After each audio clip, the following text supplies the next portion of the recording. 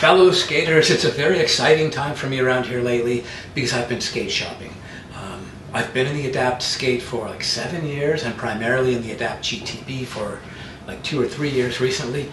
But I'm ready to move on as a person and as a skater from Adapt brand. I want to see what exciting companies are out there, what new hardware is happening. Is there something out there that's more geared towards the city and stair bashing and big drops and hard, tough roads than my Adapt GTB? My Adapt GTB was a skater's skate, so as far as the pure active skating, I think it's among the best in its class. Certainly as far as one-piece skates. But there are so many skates out there with maybe better stability, some more cushion, some more cuff mobility that would open up a few things. So I'm very curious, and I would like to know what you guys think I should move into. I'm really looking forward to the suggestions in the comments below. So let's cut away to the skating and a voiceover where I can tell you a little more about what I expect or what I want from a skate, and you can steer me right. Right? Hey, sound good. Yeah. Look. I'm interested in making ends opposed to making friends. Double bags, I've been paranoid, having the safest sex. I'll take the check. Finishing his drink should only take a sec. But Mark just cut me off, he told me that I go on stage and tan. Walk out to my own shit on the main event. Da Vinci my cologne after the show, she told me that shit was a favorite sin. Sprint event is spacious, we could take your friends. What happened next, you could take a guess. Stay low. This year, it was one of those years I got really deep into the ice skating. It was hard to get off the ice. I'll talk about that another time.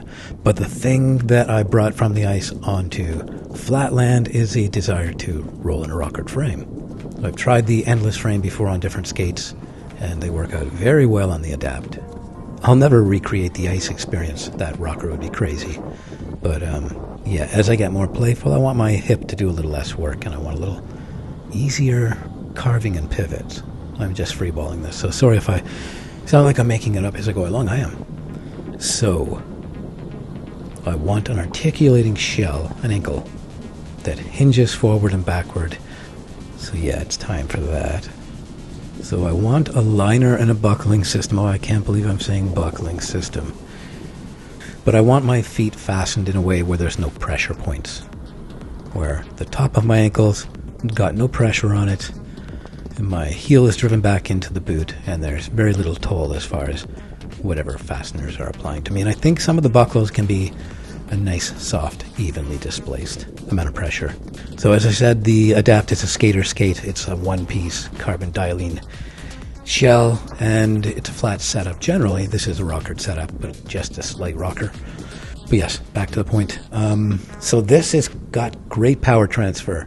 By that I mean when I initiate a stride, it happens immediately because there's no hinge, it's one piece. Of course I need a skate I can stay low in, and the hinged cuff might help that.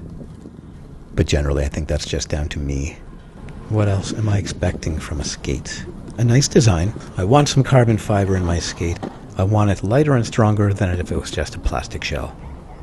Nothing against plastic shells, but I do love the look of carbon. Yeah, I want a sharp-looking skate, so yeah, cosmetics comes into it a little bit. I just think some of the better skates look badass because of the function that the design implies.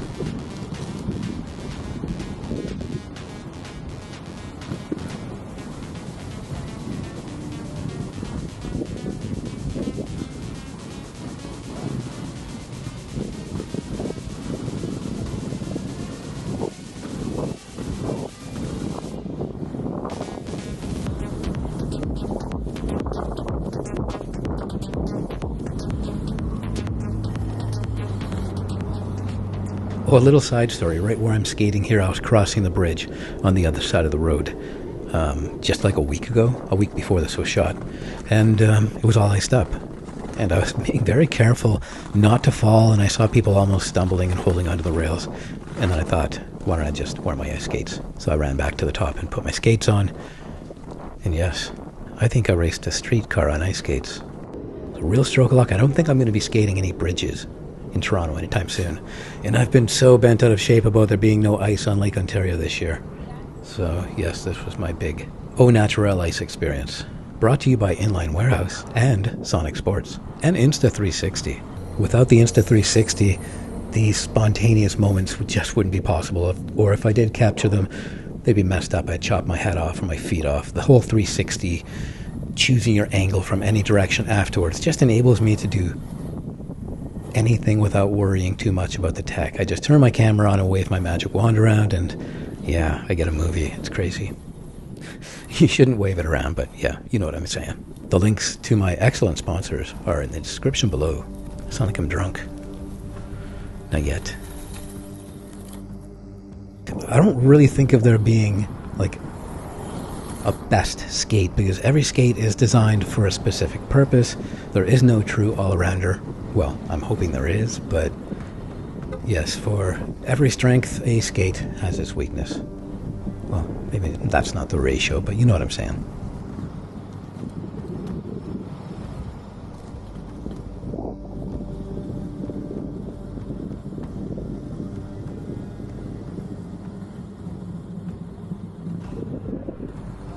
So yes. Anything else? Oh yeah, I guess I'd like a little shock absorption.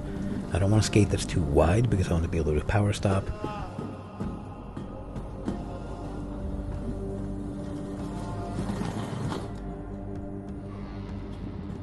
So here I am at the Sky Dome, my favorite testing ground for my abilities and for my equipment.